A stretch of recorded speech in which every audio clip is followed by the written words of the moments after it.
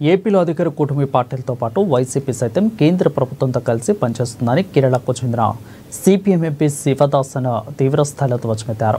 CPM పార్టీకి సంబంధించి అఖిల భారత స్థాయిలో వ్యవసాయ కార్మిక సంఘం మహాసభలు నిర్వహిస్తున్నారు.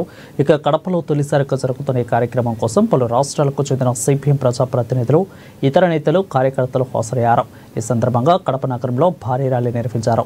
ఎర్ర జెండాలు రెపరెపలాడటంతో పురవీధులు హోరెత్తాయి. ఇక స్థానిక హరిత హోటల్ మొదలుకొని పాత బస్టాండ్ వరకు ర్యాలీ కొనసాగింది. ఆంధ్ర రాష్ట్రంలో అన్ని పార్టీలు బీజేపీ విధానాలకు అనుగుణంగానే పనిచేస్తున్నాయని అన్నారు కేరళ ఎంపీ సదాశివన్. ఇక పార్టీలు ప్రజా ప్రయోజనాలకు పక్కన పెట్టి వారి స్వార్థం కోసం పనిచేస్తున్నాయని దుయ్యబట్టారు.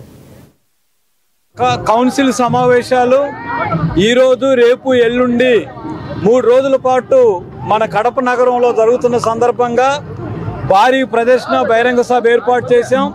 మా ప్రధాన డిమాండ్ అభివృద్ధి అని అంటే కంపెనీల అభివృద్ధి కాదు, అభివృద్ధి అంటే అంకెల్లో కాదు, అభివృద్ధి అంటే వ్యవసాయ కార్మికులు, రైతులు, గ్రామీణ పేదలు, దళితులు, గిరిజనులు అభివృద్ధి కావాలి.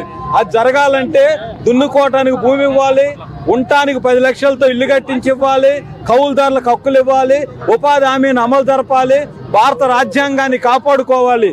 ఈ నినాదాల కోసం మేము జరుపుతా ఉన్నాం.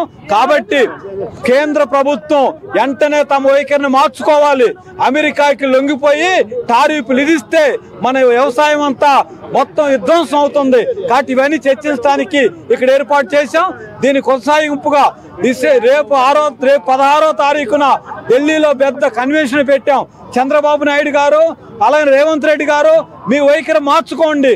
చంద్రబాబు నాయుడు గారు బీజేపీ పంచలో చేరి, అలాగనే పవన్ కళ్యాణ్ గారు బీజేపీలో ఉండి, జగన్మోహన్ రెడ్డి గారు పరోక్షంగా బీజేపీకి మద్దతు ఇచ్చి ఈ దేశం విధ్వంసం కావటానికి సహాయపడతా ఉన్నారు. తెలుగు ప్రజల యొక్క ఆత్మాభిమానాన్ని మోడీకి తాకట్టు పెట్టారు. అలాంటి వైఖరి మార్చుకోవటానికి, ప్రభుత్వం మీద ఒత్తిడి తేవటానికి ఇక్కడ అఖిల భారత సమావేశాలని